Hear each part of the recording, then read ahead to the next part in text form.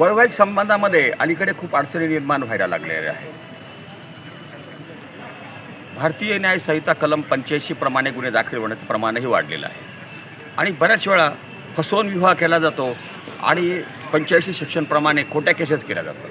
असाच प्रकार मुंबई उच्च न्यायालयात उघडकीस आलेला आहे. त्या महिलेचं पहिलं लग्न झालेलं होतं 2004मध्ये. जे डायव्हर्स झाल्यानंतर तिनं मेट्रोमॅनिल साईटमध्ये जाहिरात दिली. त्या जाहिरातीमध्ये तिनं अविवाहित असं सांगितलं होतं. त्याच्यामुळे एक ऑस्ट्रेलियातला युवक जो मूळ महाराष्ट्रीयन होता त्याला वाटलं आपण तिच्याशी मॅरेज करावं. त्याने तिच्याशी मॅरेज केलं रिसर. आणि त्यावेळी त्याने मॅरेज केल्यानंतर त्याच्या असं लक्षात आलं की ही खूप आपल्याला त्रास देते, छळ करते आपला. ती त्याच्याकडून पैसे पण उकळले होते. ती त्याच्याबरोबर दुबईला ती राहायला गेली. तो ऑस्ट्रेलियाला, ती दुबईला. अशी वैवाहिक संबंध ताणतणावाची निर्माण झाली. त्यानंतर त्यांनी तिला समजून सांगितलं की तू नीट वाग माझ्याशी, भांडण करू नको. पण तिने त्याच्याकडे 25 लाख रुपयाची मागणी केली. त्यांनी 25 लाख रुपये देण्यास नकार दिला.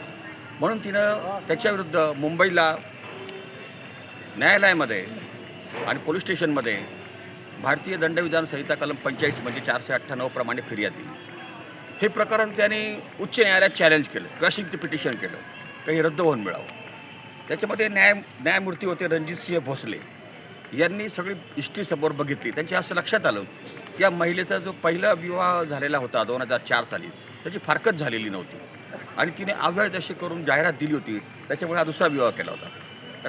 त्याच्यामुळे त्याच्यावर 85 सेक्शनप्रमाणे केस होत नाही. लक्षात ठेवा, बऱ्याच वेळा आपल्याशी फसवून मॅरेज केलं जातं. तिचा पहिला जर डायव्हर्स नसेल, त्या पत्नीचा जर पहिला डायव्हर्स नसेल आणि तिनं जर आपल्याबरोबर विवाह केला असेल, राहिली असेल, तरी तिनं केलेली 85 प्रमाणेची कंप्लेंट्स, तक्रार आपल्याला लागू पडत नाही. हा खूप महत्त्वपूर्ण निर्णय दिलेला आहे मुंबई उच्च न्यायालयाने. धन्यवाद. नेक्स्ट. शादी कब करोगी, ये सवाल बार बार सुनकर एक लड़की ने ऐसा फैसला लिया जिसे देखकर पूरा इंटरनेट हैरान रह गया. दुल्हन बनने की उम्र में इस लड़की ने अपना सिर मुंडवा लिया और अब इसका वीडियो करोड़ों लोग देख चुके हैं. दक्षिण भारत की कंटेंट क्रिएटर कीर्तन मेनन का एक वीडियो इन दिनों सोशल मीडिया पर तेजी से वायरल हो रहा है. वीडियो में कीर्तन बेहद शांत और खुश नजर आ रही है, लेकिन उनके हाथों में एक कैंची है और वह अपने लंबे बालों को काटती दिखाई दे रही है. बताया जा रहा है कि शादी को लेकर लगातार मिलने वाले सवालों और सामाजिक दबाव के बीच उन्होंने ये कदम उठाया. वीडियो में पहले उनकी 2 चोटियां दिखाई देती है, जिनमें से एक काट दी जाती है और फिर दूसरी चोटी भी हटा दी जाती है. देखते ही देखते ये वीडियो सोशल मीडिया पर वायरल हो गया और इसे करोड़ों बार देखा जा चुका है.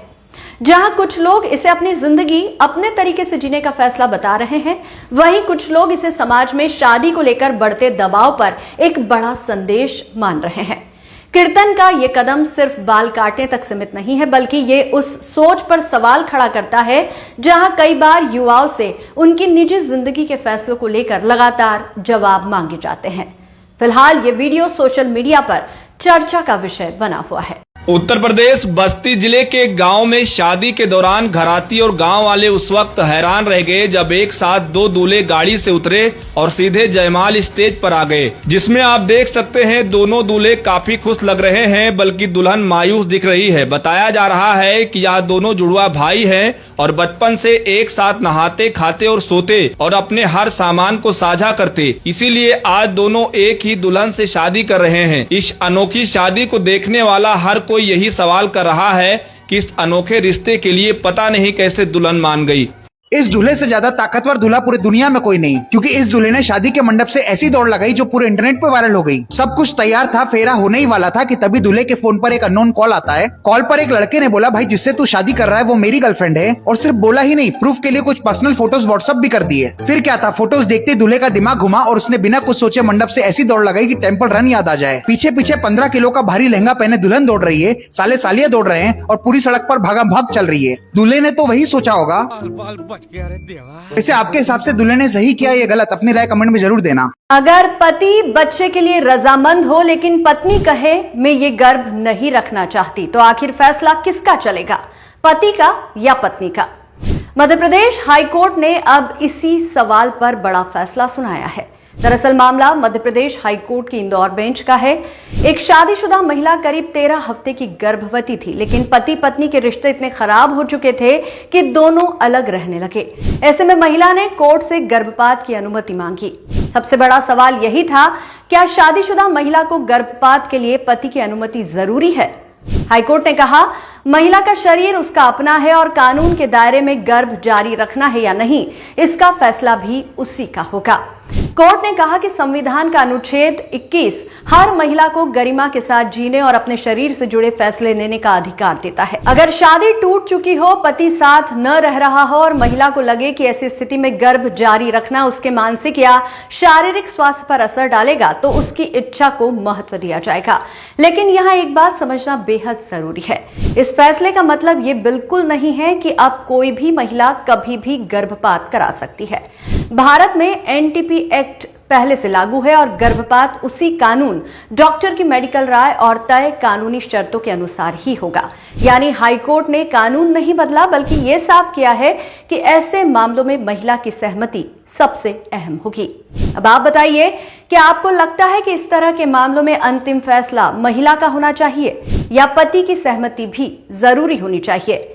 अपनी राय कमेंट में जरूर बताइए। 25 लाख की शादी या वही 25 लाख बेटे बेटी के भविष्य में निवेश?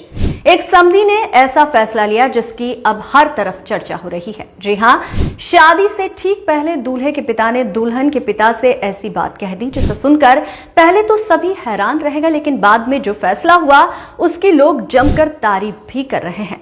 आखिर क्या है पूरा मामला, जानिए हमारी इस रिपोर्ट में। बताया जा रहा है कि दूल्हे के पिता ने दुल्हन के पिता से कहा, अगर शादी में 25 लाख रुपए खर्च करने हैं तो क्यों न इन पैसों का बेहतर इस्तेमाल किया जाए। उन्होंने कहा, मैं भी शादी में 25 लाख लगाने वाला हूं, लेकिन अगर यही रकम अपने बेटे के नए बिजनेस में लगा दूं और आप भी शादी पर खर्च करने की बजाय अपनी बेटी के भविष्य के लिए बचा ले, तो दोनों बच्चों की जिंदगी ज्यादा मजबूत हो जाएगी। इसके बाद उन्होंने सुझाव दिया कि धूमधाम वाली शादी की जगह कोर्ट मैरिज कर ली जाए और जो पैसा बचता है उसे बच्चों के भविष्य के लिए इस्तेमाल किया जाए। पहले तो दुल्हन के पिता थोड़ा असमंजस में पड़ गए, क्योंकि उन्हें समाज और रिश्तेदारों की बातें परेशान कर रही थी, लेकिन काफी सोचने के बाद उन्होंने भी हामी भर दी।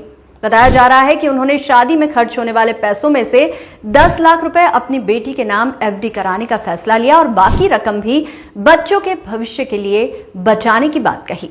अब इस फैसले की सोशल मीडिया पर जमकर चर्चा हो रही है। कुछ लोग इसे बेहद समझदारी वाला कदम बता रहे हैं, तो कुछ लोगों का कहना है कि शादी सिर्फ कानूनी प्रक्रिया नहीं बल्कि संस्कार और परंपरा भी है, जिसे पूरी रस्मों के साथ ही होना चाहिए।